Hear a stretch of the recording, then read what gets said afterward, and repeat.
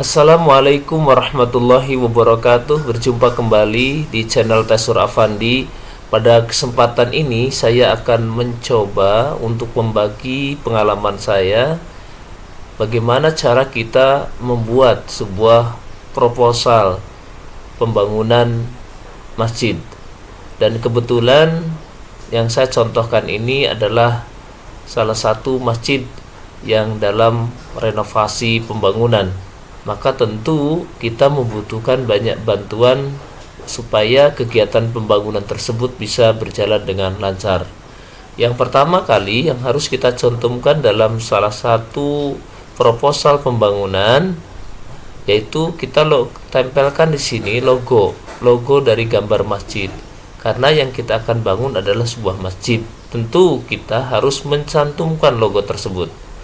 Kemudian di sini kita cantumkan juga panitia renovasi pembangunan masjid bla bla bla bla misalnya. Nah, kemudian setelah kita mencantumkan logo serta panitia renovasi pembangunan masjid, kita tuliskan juga di sini latar belakang dari pembangunan tersebut. Nah, pada latar belakang ini hal yang paling penting, paling mendasar menurut penulis adalah bagaimana kita bisa mencantumkan salah satu ayat Al-Quran yang berkaitan dengan kemakmuran masjid. Nah, di sini penulis menuliskan Quran surat At-Taubah ayat 18. Nah, ini kalau kita baca dan kita tahu dari artinya serta maksudnya, tentu seorang pembaca akan melihat bahwa pembangunan masjid ini merupakan satu daya tarik untuk berlomba-lomba dalam kebaikan, khususnya berinfak. Nah, kemudian setelah kita menuliskan pada latar belakang teks sebuah ayat Al-Quran, kemudian juga harus kita cantumkan di sini bahwa pemakmuran masjid atau musola membawa pengaruh positif bagi pembinaan masyarakat dan peserta didik kalau itu di sekolahan misalnya. Kemudian setelah itu kita juga bisa mencantumkan salah satu dari prospek pembangunan tersebut adalah meningkatkan kualitas dan kuantitas ibadah kepada Tuhan Yang Maha Esa. Nah, ini perlu kita cantumkan juga.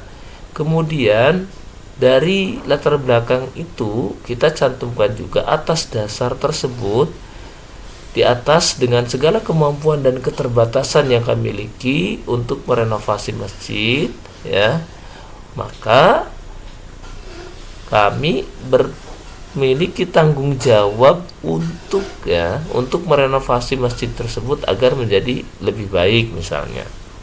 Nah, ini perlu kita cantumkan supaya orang yang berinfak nanti memiliki keinginan begitu, memiliki motivasi untuk bersama-sama menginfakkan sebagian harta yang dimiliki untuk pembangunan masjid. Kemudian selanjutnya pada maksud dan tujuan. Nah, di proposal ini harus kita cantumkan maksud pembangunan dari renovasi masjid ini. Misalnya di sini penulis gambarkan, yaitu untuk mewujudkan dan meningkatkan keagamaan dan keimanan serta ketakwaan kepada Allah Subhanahu wa ta'ala dan jalan untuk mencapai ridho Allah Subhanahu wa ta'ala. Nah, ini maksud. Kemudian kita juga cantumkan tujuan. Nah, tujuan dari sarana masjid ini ke depan seperti apa? Nah, kita harus gambarkan di sini tujuannya. Misalnya menjadikan masjid sebagai pusat edukasi dan pembinaan sholat berjamaah bagi peserta didik, guru, karyawan, serta masyarakat sekitar. Nah, ini perlu kita cantumkan. Kemudian yang kedua, menjadikan masjid sebagai tempat untuk melaksanakan atau melakukan sholat berjamaah. Ini pasti. Terus kemudian yang ketiga, menjadikan masjid sebagai sarana pencerahan dan pendidikan agama Islam non formal. Nah, non formal pun boleh kita laksanakan di sini ya. Ini sampai dengan 6 saya menuliskan di sini. Ya, kemudian lokasi pembangunan masjid ini bertempat di mana. Nah, ini harus kita cantumkan. Makanya biasanya lebih bagusnya memang ketika ada pembangunan tersebut ya kita pasang banner lah gitu. banner di masjid tersebut atau di lingkungan masjid itu, yang intinya untuk memberikan informasi terkait dengan pembangunan. Nah, kemudian dasar pemikiran selanjutnya. Pada dasar pemikiran ini, penulis mengambil surat atau mengutip Quran surat Al-Baqarah ayat 261. Kita cantumkan untuk memperkuat proposal tersebut. Nah, kemudian juga saya cantumkan lagi ya, At-Taubah ayat 18, dan kemudian sabda Rasulullah Shallallahu Alaihi Wasallam di sini. Nah, ini untuk memperkuat penulisan tersebut. Siapa yang membangun masjid, siapa yang membangun masjid karena Allah, maka Allah akan membangun baginya semisal itu di surga. Ini masya Allah sekali ya pada Anda semua. Jadi jangan sampai ada pembangunan masjid kita tidak menginfakkan misalnya, atau kita tidak melihat itu justru sebenarnya adalah lahan ibadah bagi kita. Kemudian nama kegiatan. Nama kegiatan itu harus kita cantumkan. Renovasi pembangunan masjid misalnya, Raden Joko Kahiman misalnya, kita contohkan itu. Nah, ini kita cantumkan di situ.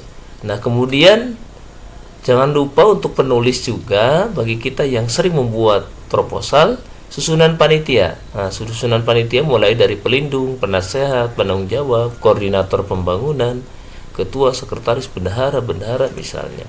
Kemudian bidang-bidang kita cantumkan, teknis, pelaksanaan kegiatan, bidang pencarian dana misalnya, dan pengawas.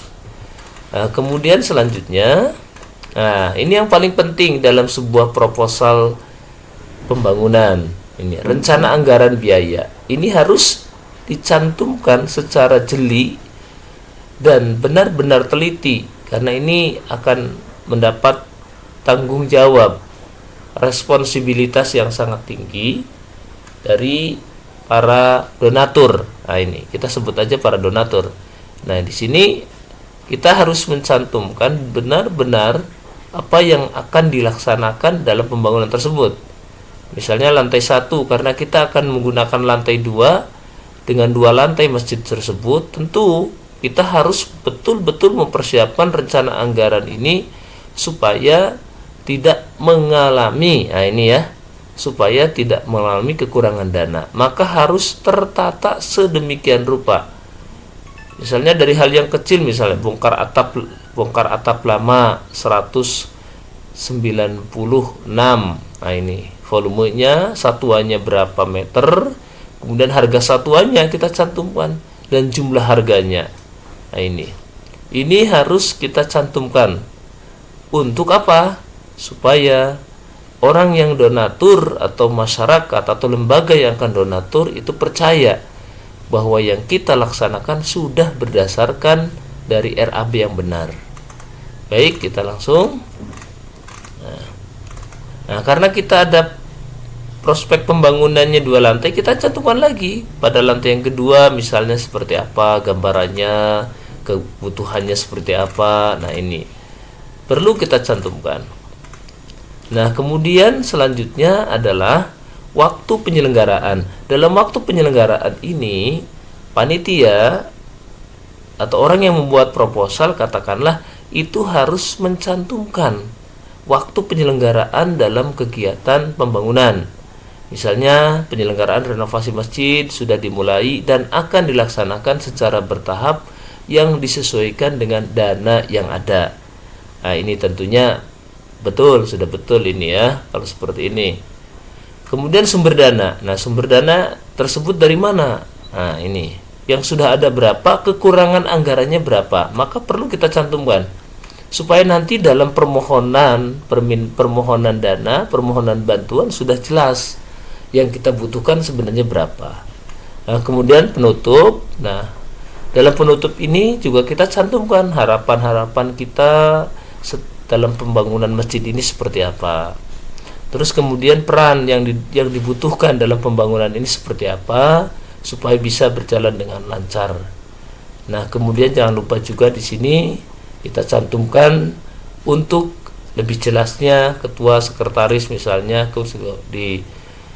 dilihat atau tanda tangani oleh pihak berwenang, nah, atau pejabat berwenang. Nah, demikian yang bisa disampaikan. Terima kasih. Mohon maaf atas segala kekurangan. Dan bagi Anda yang ingin butuhkan file ini, silahkan untuk menghubungi atau memberikan komen pada YouTube atau komen pada video yang saya tayangkan. Terima kasih. Assalamualaikum warahmatullahi wabarakatuh.